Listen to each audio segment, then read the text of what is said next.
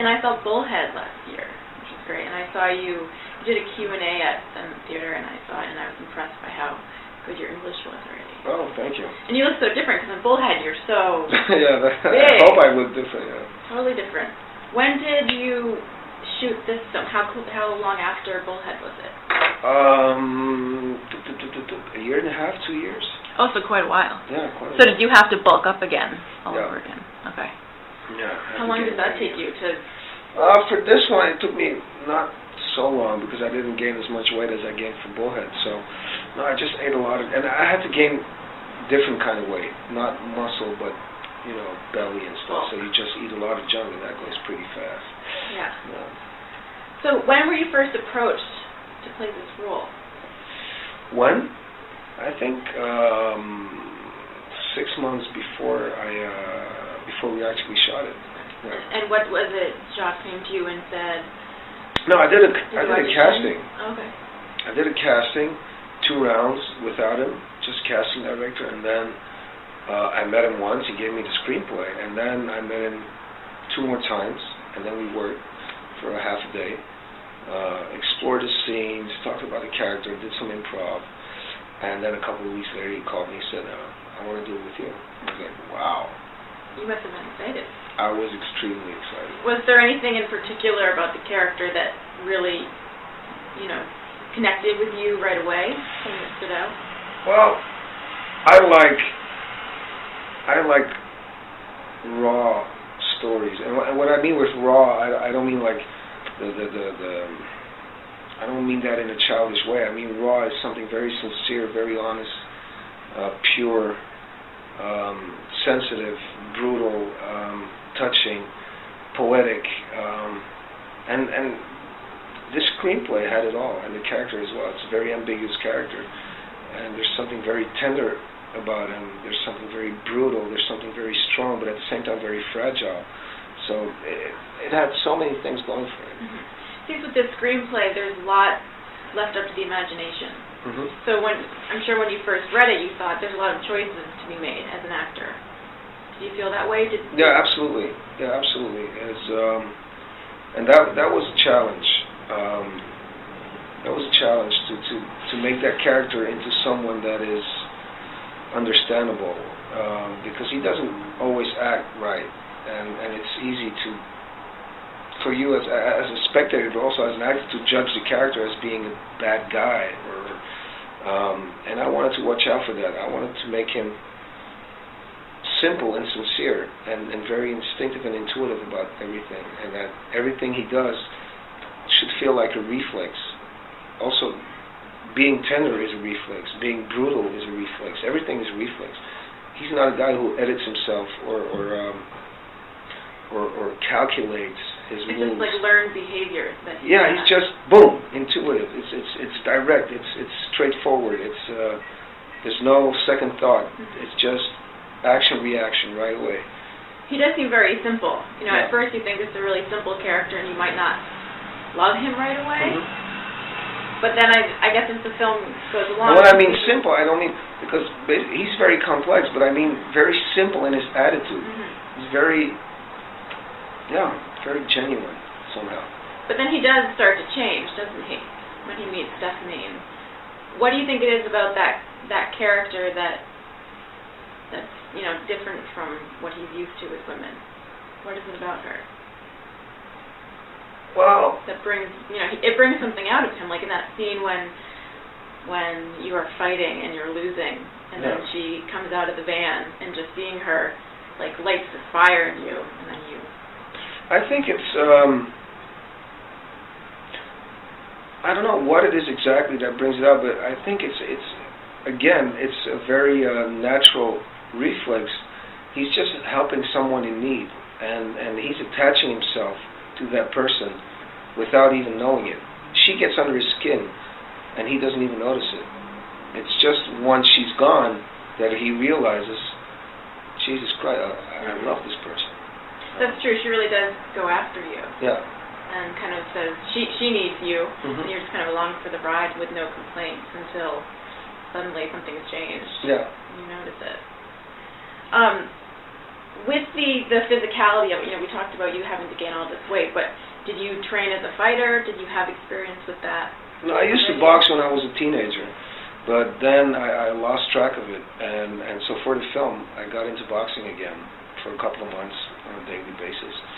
And so I had the boxing gym, I had the gym just to hit the weights, and we rehearsed a lot of the fighting sequences, and I got some basic MMA training. And in the fighting scenes, was there any time when you actually were getting hurt? And no, it didn't happen. It looks so real and so brutal, and like you're just getting the shit beaten out of you. Yeah. All the time. At some point, I was scared because I had the fight with the huge black guy in the film. That guy is huge in real life. Yeah, he's I know that. big, and at a certain point, I'm underneath, and he's just pounding boom, boom, boom, boom, boom, on my face. And you're shooting this scene for half a day, different angles, and you're like, probably somewhere in one take, I'm going to run into his fist because you have to react. It's all fake, he punches and then I come back and punch, but something's going to happen. If for once you just don't synchronize, boom, you run into a fist, and that's bad. So did that happen? No, it didn't happen. It didn't. That's amazing. Because especially when you're shooting, you really get into that energy. So you're like, of course you're hyper attentive, but at the same time you're just in the moment. So an accident, is just around the corner. But it didn't happen. Oh, working with Marion, what was that like? Yeah, it's amazing. It's different experience than you've had before. Does she work in a different way? I don't know how she works. I think that's part of the intimacy of an actor, how they prepare and how they get themselves to a certain point. It's a mystery. I don't know if it's a mystery, but it's just everyone works the way they work, and every actor needs different things to get to a certain point. But it was clear that from day one, moment one, she was all in it. So she was like grounded, like wow. Something very earthy about her. Yeah. Does that make sense? Yeah, absolutely. Like she's just very connected to herself and very grounded, and that's what makes her so fascinating to watch. Absolutely. Yeah. So working with Jacques, is he a very hands-on director, hands-off? Does he give you a lot of freedom? He gives you a lot of freedom, but he's a hands-on. He's not letting you go. He's all about his actors. He's all about my film is coming to life because of the characters. So because of the actors, so I need to give them everything. The actors make the film, so I need to be with them. And so he wants creative actors, inspired actors that feed him with a lot of ideas, and that brings him back to other ideas, and that feed the actors again. So it's a permanent exchange of ideas, and so it's very intense. It's a permanent exchange. It's a permanent search for the best way to bring a scene to life. So it's 24/7. It's never easy with him, and he sends you in every direction. No, let's try this. Let's try that. Go there. Go there. And sometimes you just lose track of it all. But he's always looking for authenticity. That's what he wants, and simplicity. Very pure and honest reactions. Will you improvise a lot of takes with him? Will he say, like, forget this way, let's try it this way, try something? Yeah, sometimes there's improv, but not so much. Does he do a lot of takes? No, because he's convinced that if he needs more than 5 takes, probably there's something wrong with the scene. Something's not working. Then he's like, okay, I need to rewrite the scene, or I need to set it in a different location. Something is not working. The fact that we're not getting there means something is wrong. That scene on the ice, I don't know how much I should say because I don't want to ruin it for people, but where was that shot? How did you guys do that scene? On the border between Swiss and France. So real lake, everything was... Yeah, everything was real. Was there really a little boy under the ice? No, it was a midget. A midget, really? Yeah. Stunt double midget. That's amazing. That must have been... Yeah, and the shots that were made from under the ice, they were in a swimming pool somewhere. Okay. No. They weren't actually in freezing cold No. water. Okay. Well, that's good at least. Do you have a favorite scene in this movie? One maybe that watching it you just really love it, or shooting one that was. I love basically shooting every scene. I loved every day on set with Jacques and Marion. And there's several scenes that give me goosebumps, but the one that really just felt like extreme pure magic was the one when Marion goes to the marine park and the killer whale shows up, because it's real. It's not there's no CGI in it whatsoever. So that's pretty intense.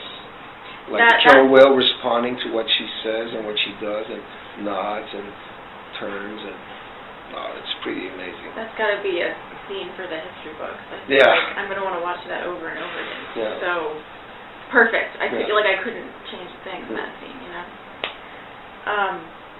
So what's next for you? What other films have you shot that are coming up? I shot a remake from a Belgian thriller, which I shot before Rust and Bone, which is coming out after. It's coming out, I think, April 2013. And I shot Blood Ties with Guillaume Canet, which is Marion's husband, and he shot his first American feature film. And is she in that as well? She's in that as well, yeah. It features an amazing cast. We have Clive Owen, Billy Crudup, James Caan, Mila Kunis. Who's your character? I play a supporting character, a guy who has kind of a strong influence on the main characters. It's a character that gets sent to jail in the beginning of the film and loses his family because of that. His wife can't take it anymore, and she decides to take the kid with her. And so once my character gets out of jail, the only thing he wants is his family back, and that's where things get complicated. Were you a big fan of Canet's before this? Yeah. Tell No One is very great good film. Yeah, absolutely.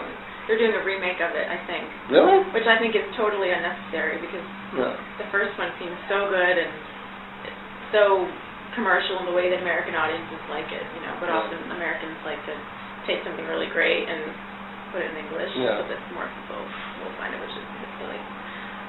So after Bullhead, did that seem to change things a lot for you? I mean, certainly it made people like me aware that, you were... That I exist. That you exist, and that you were great? No, it changed a lot of things. We didn't expect it to be such an enormous success internationally. It came out of nowhere.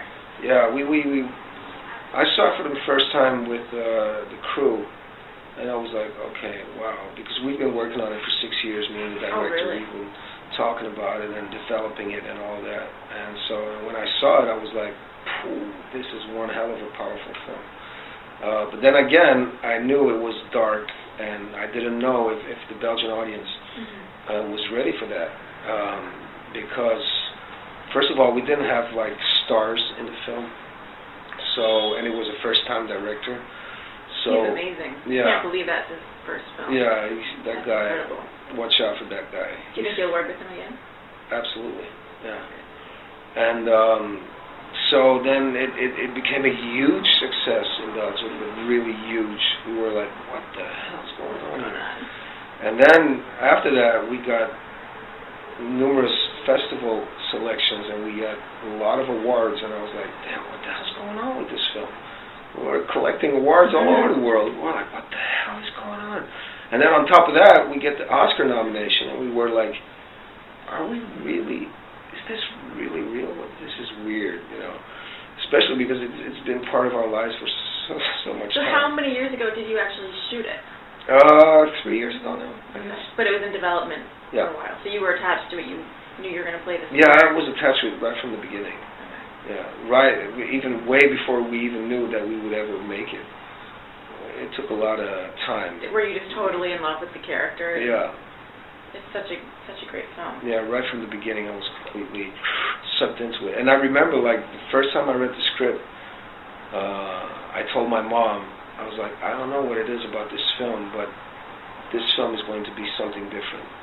For sure. And I didn't know that, but I was like, this is going to be something different. I felt it somewhere. I was like, this is different. Like the movie gods or something just... Something about it. There was something, it was so original, first of all. It was so, also, it's a mythical anti-hero, the character is so... And I knew it was like something that nobody would have ever seen before. It's something... And at the same time, it's very exotic because it's set in this very Flemish universe.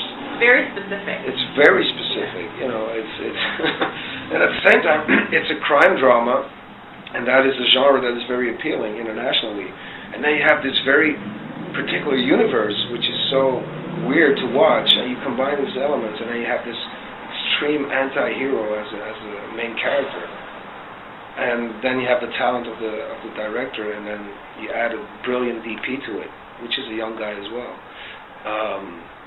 And then we saw the film, and I was like, oh my God. It reads like the work of, professionals who've been doing it for a really long time. There's really nothing amateur about it, which I think why it did as well as it did. Yeah, and it changed a lot for every one of us. For Michael, the director, for the DP. So are you myself. getting a lot of offers now for, American-made films, or? Yeah, there's some stuff coming my way. Is there a particular director that you're dying to work with? There's so many good directors. There's so many great directors out here.